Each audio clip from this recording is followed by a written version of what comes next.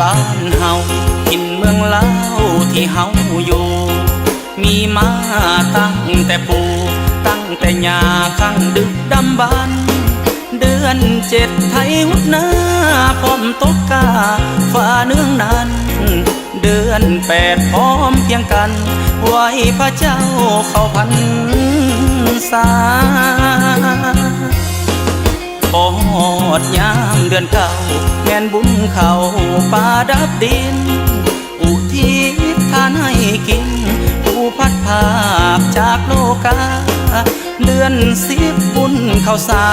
อุทิศฝากผลบุญไปหาเดือน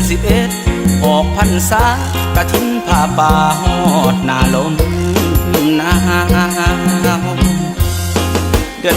12บุญเข้าเมาเดือนเจียงเข้าบุญเข้าโฮมลานเดือนยี่เทศกาลพร้อมเพียงกันเฮ็ดบุญกองเข้าเดือน3บุญเข้าจีประเพณีไขประตูเล่าหีดของตั้งแต่เก่าของคนลาวสืบทอดกันมา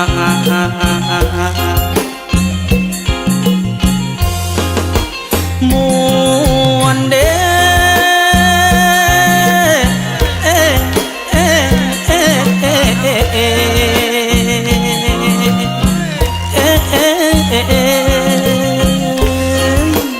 มวนหลายเด้โอ้ประเพณีเล่าเดือน4บุญพระเวทฟังเพิ่นเทศดังวอนวอนมาที่ห้องหำหอนถึงกันหาสาลีลูกลามาที่ห้องหำว่า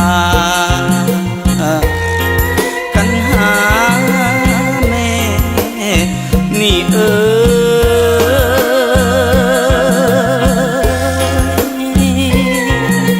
โอ้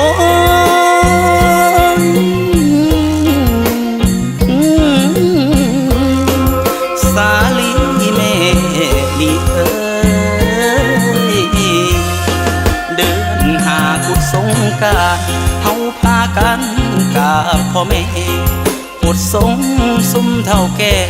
พร้อมกันเฮหดนางสังขารเดือน6บุญบังไฟดูดถวายเมืองแทนวิมานอ่อนซ้อนเดทินทานเทศกาลของแผ่นดินลา